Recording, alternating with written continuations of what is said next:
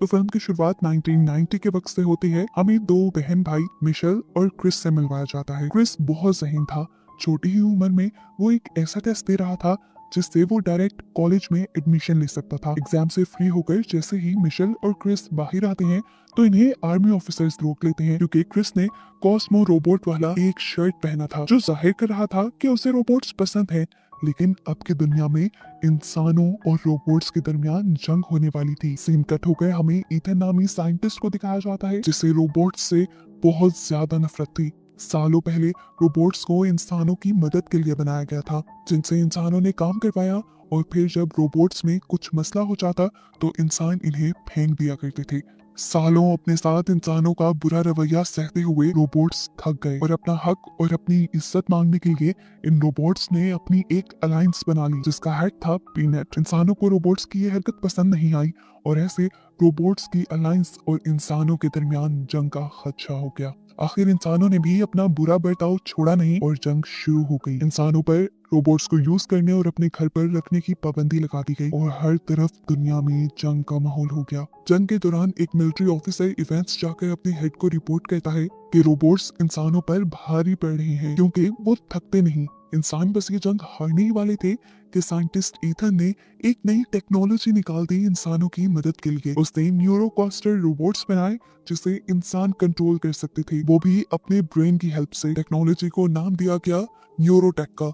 इंसान इसमें अपने सर पर न्यूरो हेलमेट पहनकर उसकी मदद से न्यूरोकास्टर रोबोट को कंट्रोल करके जंग लड़ने लगे। न्यूरोकास्टर रोबोट्स बिल्कुल रोबोट्स जैसे ही थे, वो थके नहीं और ऐसे चंद ही हफ्तों में इस नई टेक्नोलॉजी की मदद से इंसानों ने रोबोट्स से ये जंग जीत ली। इस जंग में सबसे ज्यादा रोबोट्स को मारने का अवार्ड मेजर मार्क को मिला। जंग के खत्म होने के बाद इंसानों ने रोबोट्स के साथ एक कॉन्ट्रैक्ट कर लिया जिसकी वजह से रोबोट्स को डिस्ट्रॉय करने के बजाय उनको एक फैसिलिटी में कैद कर दिया जाना था। खैर वक्त गुजरता रहा, साइंटिस्ट ईथन ने अपनी न्यूरोटेक टेक्नोलॉजी को और भी एडवांस बना लिया और इंसानों के माइंड को दो हिस्सों में डिवाइड करके एक वक्त में दोनों हिस्सों को न्यूरोकास्टर के साथ अटैच कर दिया। यानी इंसान एक वक्त में दो न्यूरोकास्टर रोबोट्स को एक साथ हैंडल भी कर सकता था। अपने एक ही ब्रेन की हेल्प से वो एक वक्त में दो न्यूरोकास्टर रोबोट से अपने कई काम करवा सकता था। साथ ही इंसान के पास ये भी ऑप्शन था कि वो अपने ब्रेन के एक हिस्से को न्यूरोकास्टर रोबोट के साथ अटैच करे और दूसरे से अपनी लाइफ एंजॉय करे। इसीलिए लोगों को टेक्नोलॉजी का ये एडवांस वर्जन बहुत पसंद आया और पूरी दुनिया के लोग ये टेक्नोलॉजी यूज करने लगे। यहाँ तक कि स्कूल में भी न्यूरोटेक को यूज करना सिखाया जाने लगा। खैर अब सीन कट होकर हमें 1994 का वक्त दिखाया जाता है और हमारी लीड कैरेक्टर मिशेल को अपने फॉस्टर डैड के साथ रहता दिखाया जाता है। मिशेल स्कूल आती है तो दिखाया जाता है कि सभी बच्चों को न्यूरो हेलमेट की मदद से पढ़ाया जा रहा है, लेकिन मिशेल न्यूरो हेलमेट यूज नहीं करती क्योंकि उसे अपना इंसानी वर्जन ही पसंद है। रूल्स को फॉलो ना करने की वजह से मिशेल को प्रिंसिपल ऑफिस में बुला लिया जाता है। प्रिंसिपल मिशेल से कहती है, अगर तुम स्कूल के रूल्स को फॉलो नहीं करोगी तो मुझे तुम्हारी मॉम को कंप्लेंट करनी पड़ेगी। तब मिशेल ने बताया कि मेरी पूरी फैमिली एक एक्सीडेंट में मारी गई है। ये सुनकर प्रिंसिपल को बहुत दुख हुआ और प्रिंसिपल ने उसे एडवाइस की कि वो न्यूरो हेलमेट की हेल्प से न्यूरोथेरेपी ले ले, इससे उसे अच्छा लगेगा। लेकिन उसे टेक्नोलॉजी और आर्टिफिशियल चीजें पसंद ही नहीं। अब फ्लैशबैक में मिशेल को वो दिन याद आ रहा था जब उनका एक्सीडेंट हुआ था। उनकी कार के सामने हिरन आ गई थी जिसको बचाने की वजह से उनकी कार क्रैश हो गई। इस एक्सीडेंट में मिशेल की भी हालत बहुत क्रिटिकल थी। उसे होश हॉस्पिटल में आया और तभी उसे सामने अपनी एक चश्मा पहने डॉक्टर नजर आए जिन्हें देखते ही डरकर वो हाथ से उठ गई। आंख खुलते ही उसे ऐसा महसूस हुआ कि कोई छुप कर उसके घर में घुसने की कोशिश कर रहा है। डरकर वो बेड के नीचे छुप गई। जो भी था वो उसके रूम में आ गया। ये एक कॉस्मो रोबोट था जिसने बेड उठाकर उसे ढूंढ लिया और मिशेल ने उसे मारने की धमकी दी तो रोबोट ने उसे अपने सर की तरफ इशारा करके एक वायर को जोड़ने को कहा।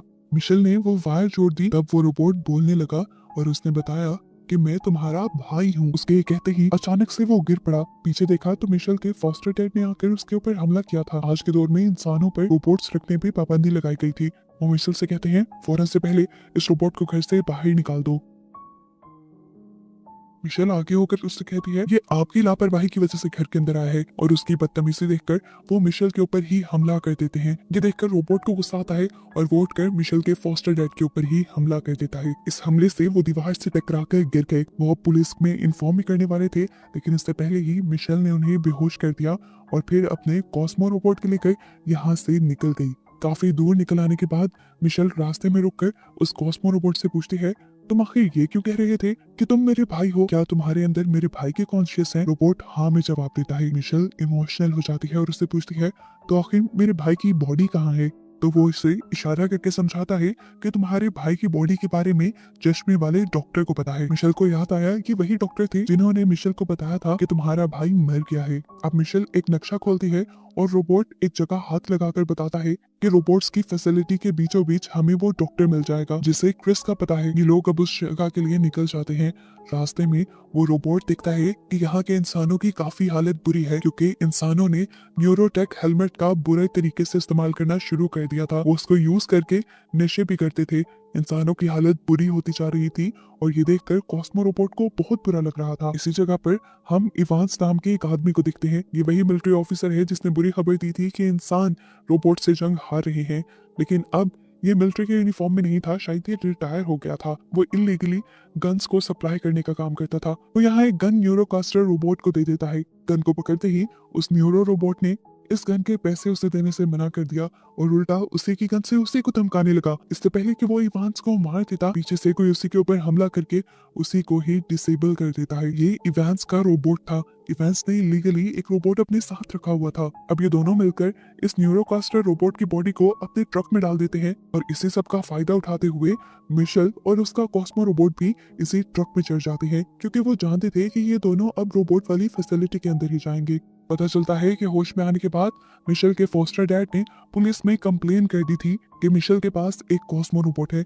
उसी कॉस्मो रोबोट को मारने के लिए गवर्नमेंट मार्क को हायर कर लेती है जो रोबोट्स को मारने में हायर था और वो अब इन लोगों का पीछा कर रहा है। फिर दिखाया गया कि अब इवांस ने जहाँ ट्रक रोका था वो उसका घर था और उसका घर रोबोट की फैसिलिटी से जुड़ा हुआ था। घर के अंदर आते ही मिशेल और कॉस्मो रोबोट भी ट्रक से निकलते हैं और इनकी आवाज ये दोनों सुन लेते हैं। इवांस ने इन दोनों को गन पॉइंट पे ले लिया तो मिशेल ने उसे अपना मकसद बताया कि वो सिर्फ फैसिलिटी के अंदर जाना चाहती है, इसीलिए वो इवांस के ट्रक के अंदर चढ़ी थी। वो जानती थी कि इवांस फैसिलिटी के अंदर से चीजें लेने और बेचने का काम करता है। तब इवांस ने कहा, वहाँ बहुत खतरा है, तुम वहाँ नहीं जा सकती। अगर तुम्हारा ऐसा इरादा भी है तो तुम छोड़ दो। अभी ये लोग बात ही कर रहे थे कि इतने में इवांस को किसी के ऊपर चढ़ने की आवाज आई। उसने जल्दी से दोनों रोबोट्स को छुप जाने को कहा और देखा कि यहाँ मार्क का न्यूरोकास्टर रोबोट आया था जो उनसे कहता है, बता दो तुम्हारे रोबोट्स कहाँ हैं। मैं जानता हूँ कि मिशेल एक रोबोट की मदद कर रही है और वो उसी के पास है, लेकिन इवांस ने कहा, नहीं ये मेरी बहन है और यहाँ पर कोई रोबोट नहीं। उसका झूठ सुनकर मार्क ने उसके ऊपर हमला कर दिया। इससे उन दोनों रोबोट्स को बहुत ज्यादा गुस्सा आया और उन दोनों ने ही मार्क के ऊपर हमला कर दिया। मौका देखते ही मिशेल ने यहाँ के स्विचेस ऑफ कर दिए और ये चारों यहाँ मार्क के न्यूरोकास्टर रोबोट को चीजों के नीचे धंसाते हुए खुद वहां से भाग निकले और असली मार्क अब अपना न्यूरो हेलमेट उतार कर बहुत ज्यादा गुस्से में दिखाई दिया। ये लोग भागकर जहाँ पहुंचे थे वो बहुत ही खतरनाक जगह थी। इवांस भड़का हुआ था क्योंकि यहाँ से बाहर जाने का कोई और रास्ता भी नहीं था। वो मिशेल के ऊपर बहुत ज्यादा गुस्सा करता है और इसी दौरान यहाँ पर स्कैवेंजर्स रोबोट भी आ जाते हैं जो दूसरे खराब हुए रोबोट्स को मारकर अपने अंदर उनके सही पार्ट्स लगाकर अपनी लाइफ बढ़ाते हैं। खैर इधर उधर देखने पर इवांस के रोबोट टिम को एक बहुत बड़ा रोबोट और एक वैन मिल गई। जिस बड़े से रोबोट को इवांस के रोबोट ने कंट्रोल करना शुरू कर दिया, वो यहाँ से निकलने ही वाले थे कि मिशेल ने उनसे मदद मांगी और कहा कि मैं एक डॉक्टर को जानती हूँ जो यही रहते हैं, वो यहाँ से बाहर निकलने का रास्ता जरूर जानते होंगे। अगर तुम हमारी मदद करो तो तुम भी यहाँ से बाहर निकल पाओगे।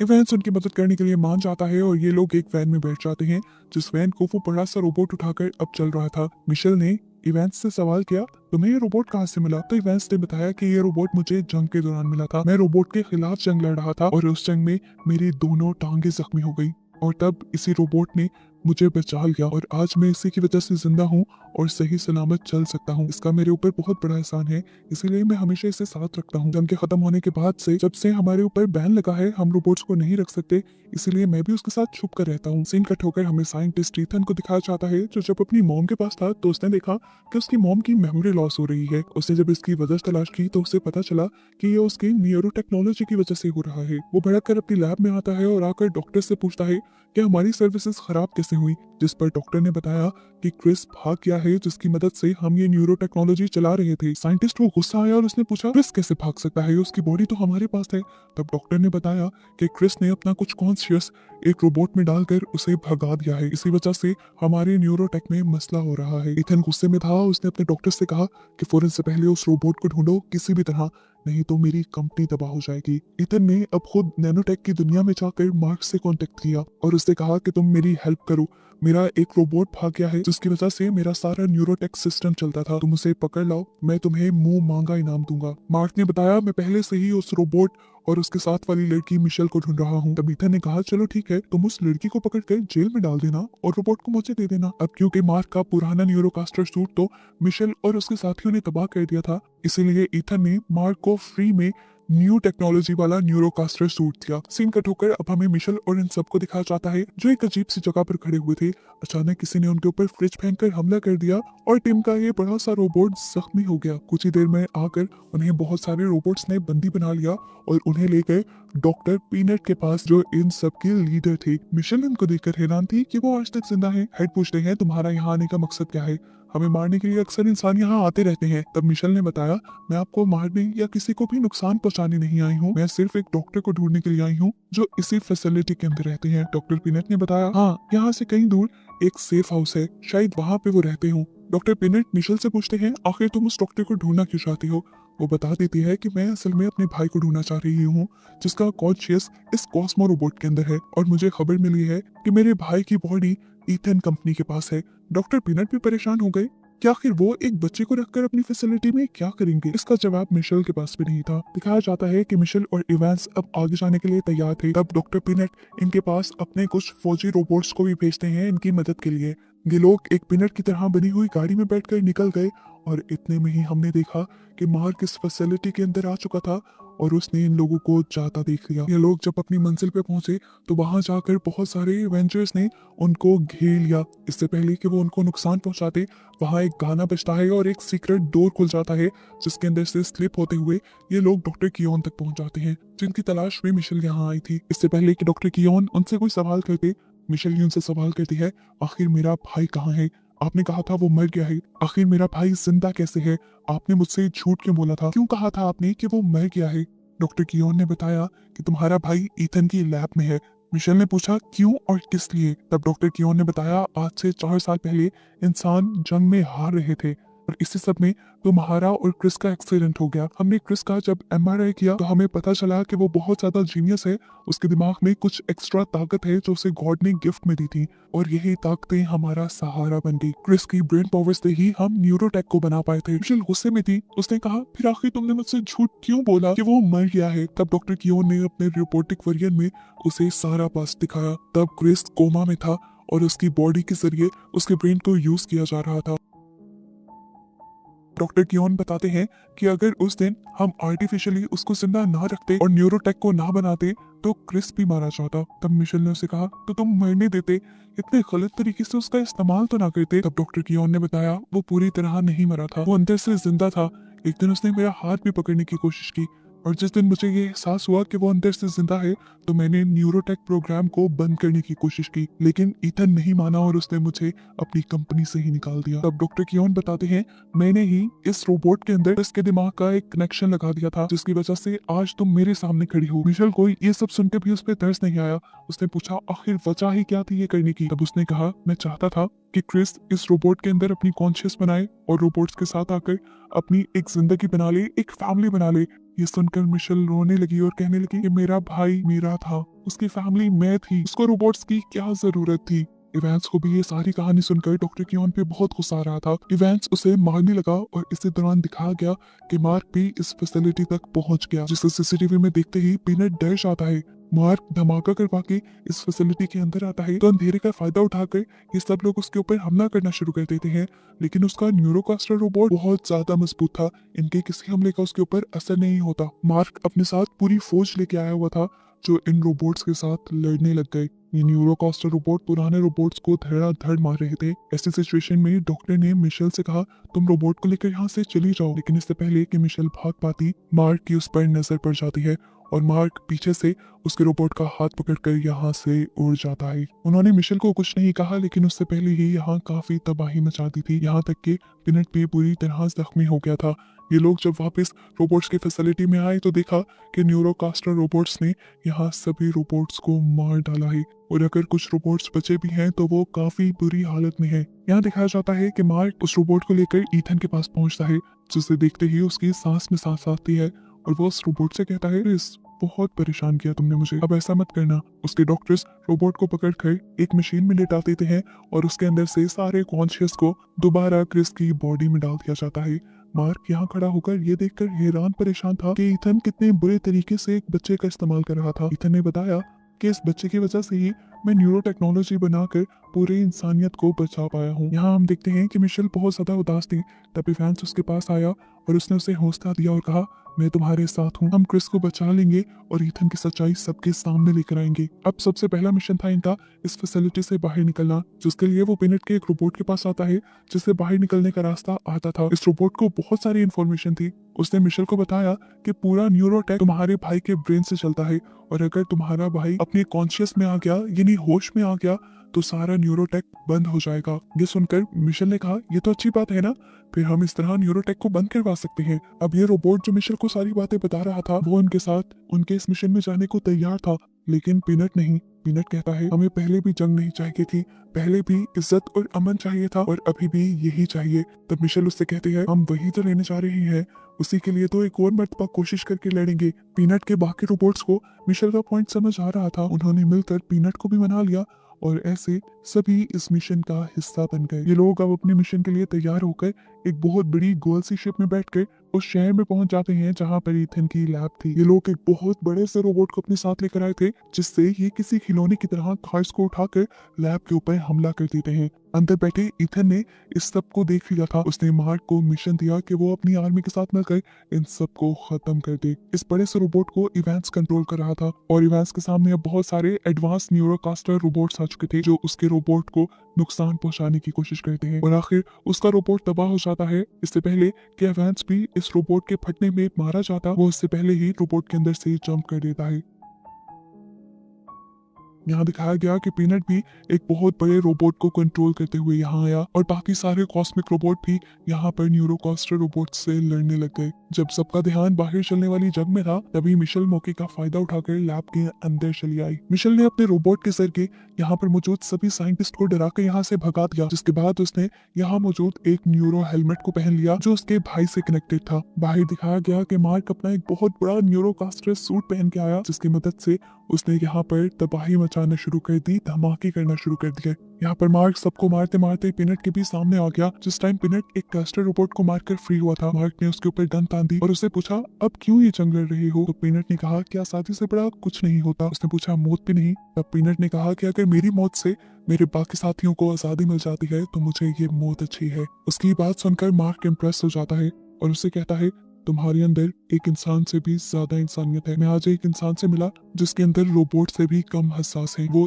ईथन की बात कर रहा था, जिसने एक बच्चे का इस्तेमाल बेदर्दी से किया हुआ था, सिर्फ अपने प्रोडक्ट को कामयाब बनाने के लिए। इस टाइम मार्क ने फैसला कर लिया कि अब वो और ईथन का साथ नहीं देगा, बल्कि वो हब का साथ देगा। सीन कट होकर अब हमें मिशेल को दिखाया गया, जो उस न्यूरोकास्टर हेलमेट की मदद से अपने भाई से मिलने लगी। इस दुनिया के अंदर वो दोनों अपने घर में थे। यहाँ पर मिशेल क्रिस से कहती है, उठो चलो, हमें यहाँ से चलना है। जिस पर क्रिस ने कहा, नहीं, मैं यहाँ से नहीं जा सकता।